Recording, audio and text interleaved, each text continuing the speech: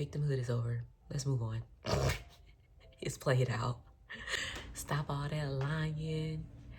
When I was growing up, we couldn't say lies. We couldn't say liar. We had to say telling stories, which is crazy because my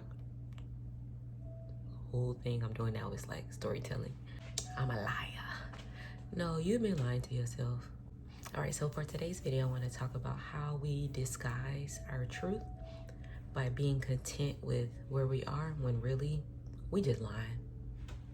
You've been lying. I think this topic is it's a mirror moment. I think it's one where you have to be ready to commit to like honesty with yourself. And it's not the like memes and the self-help. It's just you and you. And a mirror moment is very important for your transformation, your level up, your glow up, whatever you want to call it. Because if you can't be honest with you and yourself, then who can really trust you? Are you trustworthy if you can't trust yourself? And I think that a lot of us, we try to avoid this because it's so sometimes unbearable. Like when you actually take a look at yourself, who you are, who you've become. If you're, my age, think about 16-year-old you. What would she think about where you are in life? And I don't just mean success-wise from a materialistic perspective. I mean from like who you are internally. Who are you? From Black Panther. And if you don't like it, it's time to change it. Simple. Let's fill in that identity gap of who you are and who you want to be. Let's make this very clear, okay? First, lying to yourself is a form of spiritual suffocation. Okay? You can't do anything if you're suffocated. You legitimately cannot breathe. So we're going to stop that. We're not going to continue on suffocating ourselves spiritually because we need to be able to breathe. And a lot of times when you have this mirror moment, I know when I did, I came to the conclusion that I was fooling nobody but myself. I wasn't fooling nobody. Nobody's stupid. Most people can see right through it, especially if you're around people who, vibrate at a higher level. So you ain't lying to nobody but yourself. The story that I was telling for 5+ years was that I was a victim. And by retelling myself the story of victimhood and identifying as a victim of whatever the different circumstances were that contributed to my being unable to escape my reality, it was mostly due to the fact that I was tying my fate to other people's input. Like I was holding the expectation that someone else should save me or could have given in a different way that would not have caused my demise, my downfall.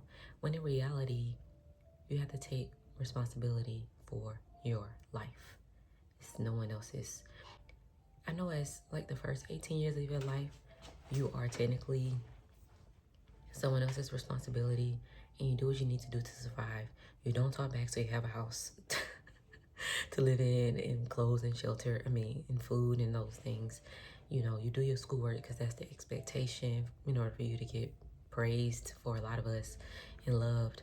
And you do those things out of survival, but then you turn 18 and then now you're responsible for yourself. You're responsible for your thoughts, your actions. You're responsible for where you go.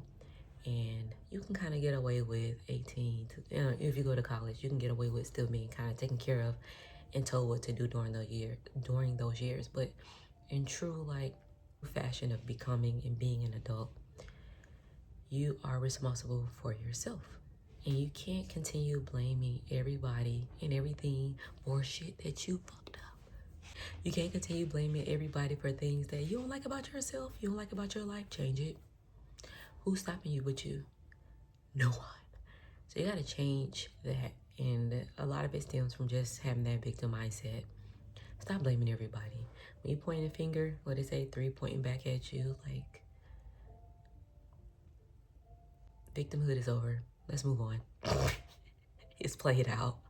All right, so let me tell you a victim mindset that I had lived with for forever. Generational programming that I inherited the big bone gene that I was meant to be big, out of shape, you know.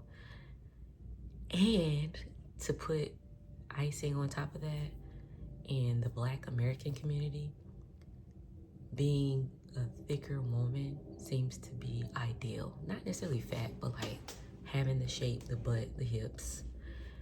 So the fact that I had this ideal shape and I inherited this and I never had a problem getting a man and all this stupid ways of thinking, I just accepted it as my fate. And I was eating like a hog, and that's why I look like one.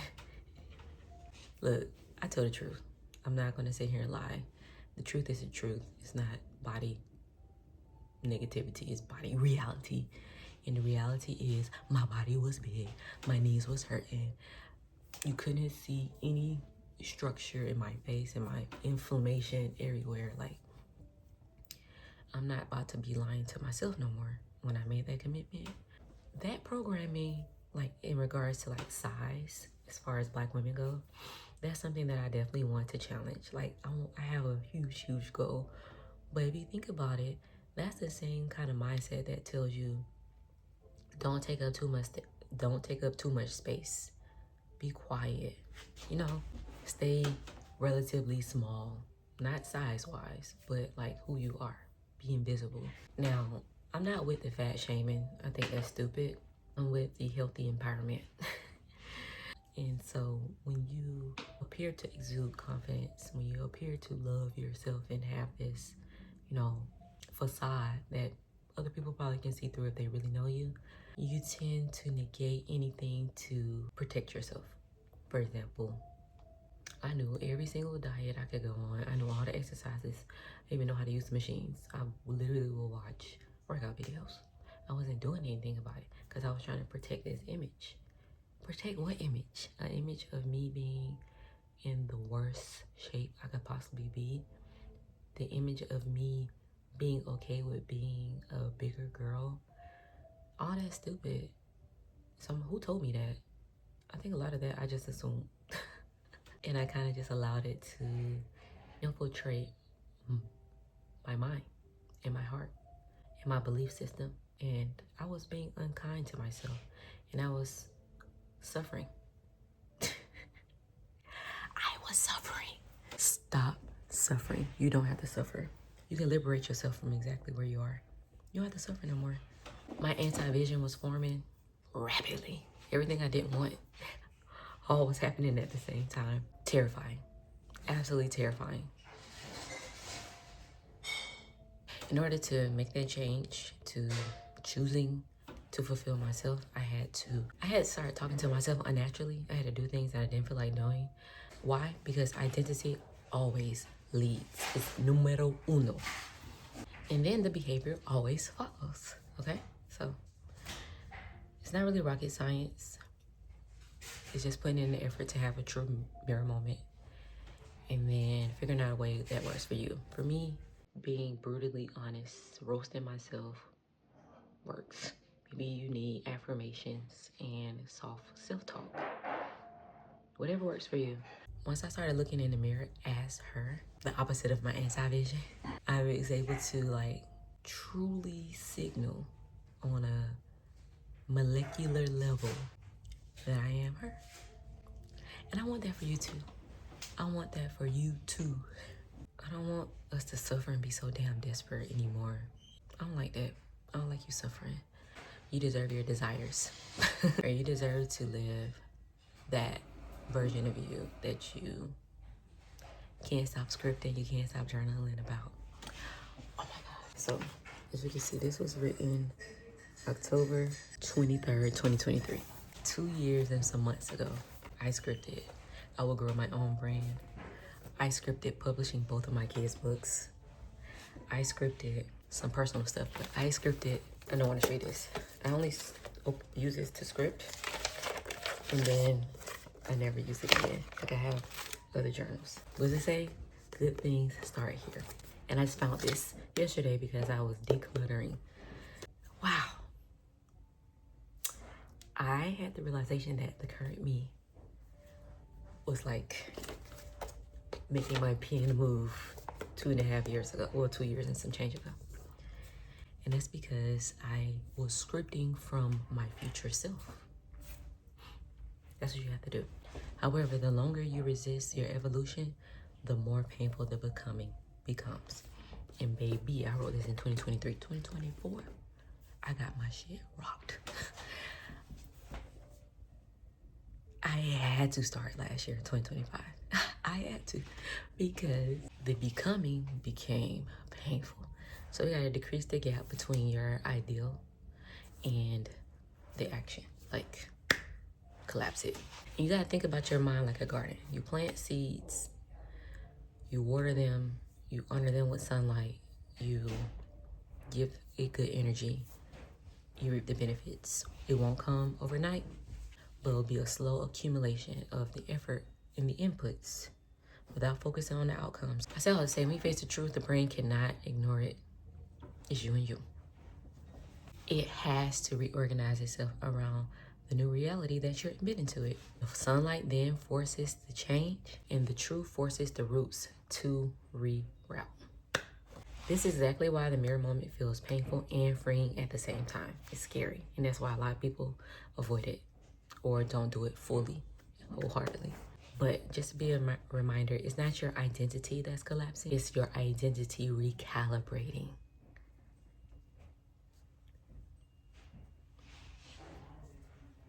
So how do you want to close the identity gap? You don't have to do a lot of things. You have to name the truth.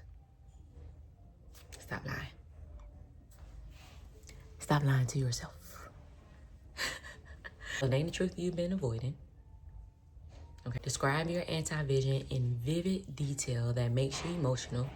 Identify one behavior that widens the identity gap. And then identify one habit that closes that gap. Closing the gap is what we want to do. And then you're going to create a future cue.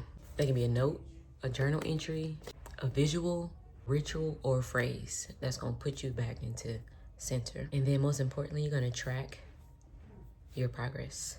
A lot of times we'll overestimate. We think we did good. No, you didn't. We think we did everything on the list. No, you didn't. You forgot some stuff. Track it. Track it. That's what worked for me. That's what got me started in 2025.